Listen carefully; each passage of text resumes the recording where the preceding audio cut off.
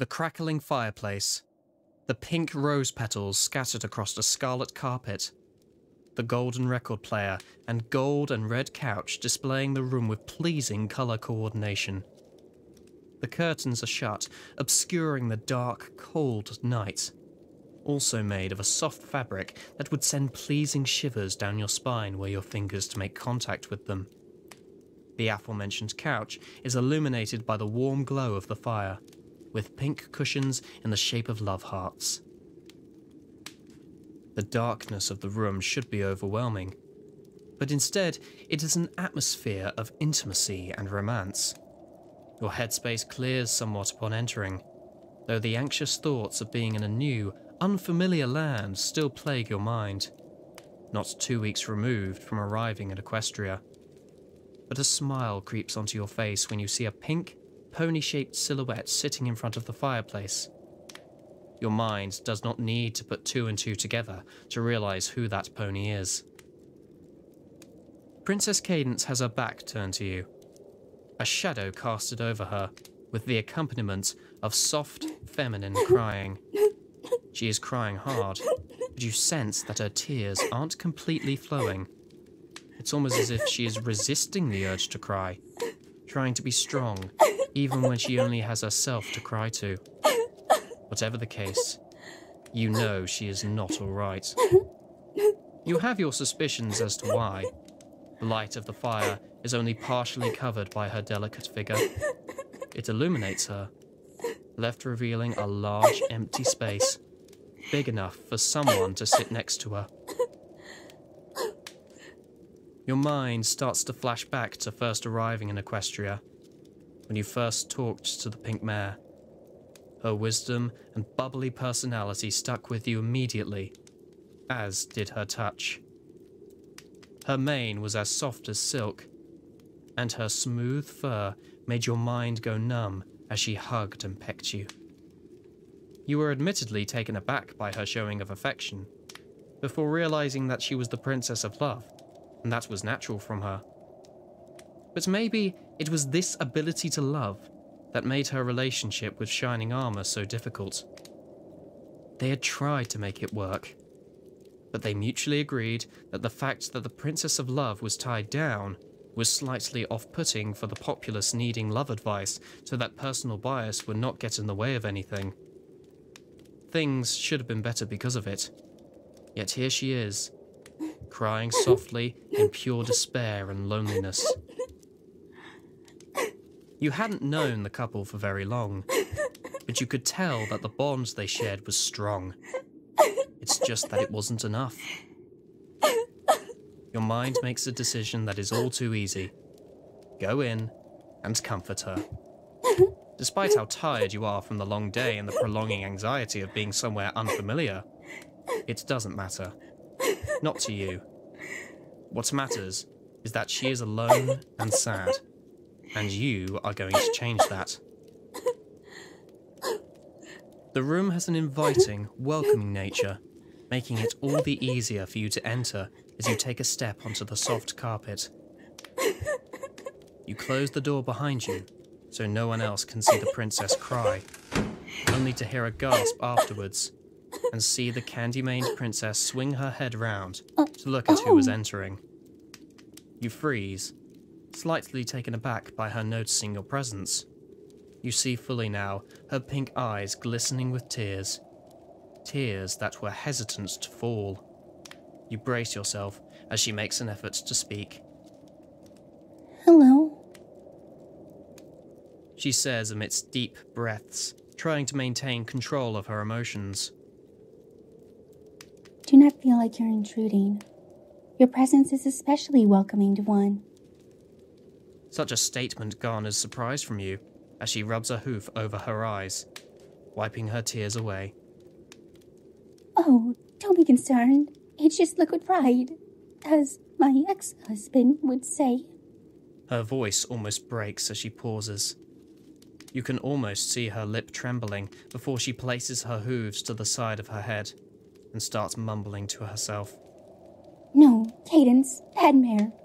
This is selfish. You've had your time to be unhappy. She says quietly, You stand awkwardly watching Cadance battle her inner demons. The pink mare then gets up and turns around, walking towards you. Princess of Love reporting for duty. She giggles. You can still see the fur around her eyes is wet with tears, but something about the fact you hear her laugh and see her contagious smile makes you not care in the slightest. Your brain tells you to speak, to ask her what is wrong, to say that you are there for her if something is troubling her. Your mouth opens, your words of empathy, comfort, and genuine care cut off by a soft hoof being placed against your lips. Do not speak. Come with me into this warm room, She says, taking you further into the room. She wasn't kidding when she said it was warm. You won't admit it, but the Crystal Empire's freezing temperatures during the winter months are quite tiresome to endure day in and day out. Cadance sits you down onto the red and gold couch with a caring expression on her face. I've been seeing the work you put in around here. And yes, don't think that because I'm a princess, that I am above showing appreciation towards the tireless work put in by every pony here in the Crystal Empire. 'Cause I am generally do. Though there are always those that work harder to earn the Princess of Love's gratitude. Upon saying this, Cadance flashes a knowing look your way. Affection for you is a rare commodity, isn't it? I can tell. You perk up at hearing this, not sure if you should be insulted. Cadance chuckles. As a matter of fact, I am surprised that someone as caring, sweet, and attractive as you haven't found some pony that you are of interest to. You blush hearing this. Though this is coming from the one mare whose job it is to make you feel loved, it doesn't make it any less flattering. Plus, with how much of an eligible bachelor you are, it's definitely something you needed to hear. It's why I created this room, to simulate the perfect romantic experience for those that feel beneath such love. The idealist landscape in sight, sound, smell, and taste. Cadance giggles, and on cue, pulls out a heart-shaped box of chocolates. Care for one? It would mean a lot to me to get feedback on my sweet goods. I mean, they are the ones I do myself, so they aren't the best. Cadance's self-doubt reassures you that you are going to love it no matter how mediocre it is. However, it seems such sympathy is not necessary as you place the confectionery in your mouth. This is what heaven tastes like. Smooth chocolate that flows softly against your tongue as it melts. Your mind goes numb ever so slightly. You give across a giddy expression that makes Cadance smile, both amused and pleased, with a little bit of relief as well. It seems you're enjoying it. I'm glad. It's something I so desperately wanted to get right. If I could name a way of instant stress relief off the top of my head, it would be the sweet feeling of chocolate lapping against your tongue. Cadance says softly. Cadance picks up another from the box and holds it tentatively in her hoof. For being a sweetheart, I think you deserve another one. She says almost sultrily, as she affectionately feeds you the chocolate. Something about the way she did that just causes a rush of adrenaline run through you as your heart starts beating 100 miles a minute. But something inside of you refrains you from relaxing. You look at Cadance getting up before elegantly moving across the room, her eye twitching. You feel guilty, remembering the divorce between Cadance and Shining Armor. She was breaking her back trying to make you and many others feel loved, that it was easy to forget the fact that the Princess of Love herself had no one to love. You know I can tell what you're thinking, right? Cadance swings around and trots towards you. You are too sweet for your own good. You know that. Cadance says with a grin. But I want you to stop worrying about me. I've had my time to grieve. I have work to do. It's not about me anymore. It's about my subjects, who I care about deeply. Everyone deserves love, and you are no exception. You don't know how good it makes me feel inside when I am able to make someone feel better about themselves through the power of love. I know you love to help others. That is your special talent, as it will. So help me by letting me make you feel love. Your brain is slightly frazzled by this. You've known some workaholic ponies in this world, but never have you seen some pony that is more dedicated to their role more than Princess Cadance. You admire it, but at the same time, you can't help feeling it's unhealthy, even if she does seem so much happier when she is spreading love to others. Your mind's too distracted. Okay, this mind-reading thing is a little unnerving, but at least it means there are no mixed signals between the both of you. She knows what you are thinking, and what you are thinking is sending you to a place of angst and concern. We are going to turn that thinking box of yours off, at least for the moment. You are here to know what love feels like, and you can't feel if you're constantly overthinking it. She strolls over towards the record player. She places a record onto it, and out comes a romantic but also tender piece of music.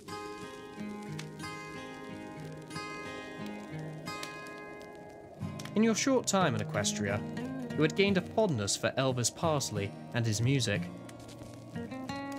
Something about it just puts you in a happy place no matter what mood you are in. You can enjoy the moment here and now.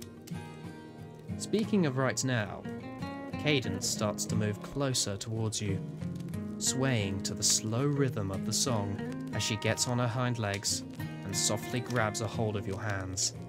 What a better way is there to feel love than a romantic waltz between two ponies? Cadance says, before realizing who she's with. Well, one pony and, you know what I mean. You chuckle. She lets you lead the waltz between the two of you. You feel the smoothness of her tentative hooves as you start to move with her.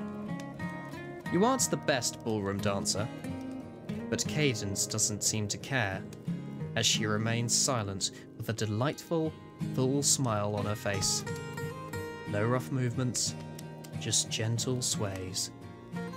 The only sounds heard being the music and the odd giggle from Cadance when you step on her hooves. You swear there was a hint of nervousness in her laughter. You stare into her eyes, the glisten in them she had when she was crying earlier having seemingly returned, as you felt her release a hoof and wipe it across both eyes. You go to ask what is wrong, but Cadance cuts you off once more. What? You never seen tears of joy? It's just... She pauses. You're very good at this. I must admit though, so that concern you showed me earlier has made this so much more authentic. Love isn't just about physical display of affection. Being supportive for who it is you care about is equally important, if not more so. And the sheer concern you show towards me makes me feel that if I was that special some pony in your life, I could depend on you for support. She then leans in, and ever so gently, brushes her lips against your cheek, before resting her muzzle into your shoulder. Heat rushes to your face, but you do not feel embarrassed. Instead, you let the rush you get from her kiss sink in. Your brain cannot even conjure the words to describe the poetry of this moment. The sweet scent of Cadance and the soft feeling of her fur pressed against your chest sends shivers through you. All of a sudden, you feel cold as the princess pulls herself away from you. Though love comes from mutual trust, I must be open and honest with you. She takes in a breath and directs her eyes away from you. I wasn't okay before when you came in. I try not to miss shining armor, but I really cannot help it. What we had was special, and the fact that kind of love wasn't enough to keep us together, then... She manages to stop her voice from breaking. Her showing such strength when she's clearly so distraught makes you want to hold her in your arms forever. It's so selfish of me to think these thoughts. I mean, come on. I'm always telling my subjects that there is plenty of fish in the sea. So if I can tell that to myself, even though for some reason it's much harder telling yourself these things than it is saying things to others. You chuckle upon hearing this, thoroughly relating. I guess it's very similar to your situation. You nod your head in response.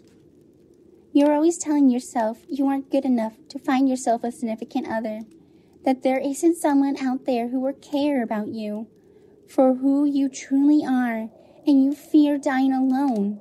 Sounds a bit deep, but that's about the gist of it, right? Well, if you don't find someone, which I highly doubt, you can still come to me if you are in need of love and affection, to remember what it feels like to be treated like a worthwhile being in someone else's life.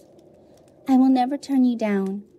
If even all you need is a quick hug and you'll be on your way, I will give it to you without a second hesitation. I value every single being that lives beneath me, but even a princess must be allowed to have favorites. Your caring and humble nature truly makes you stand out, even when physically you look different from others that reside here. You have to agree. But something about the way she says it makes you feel not only emotional, but also stronger.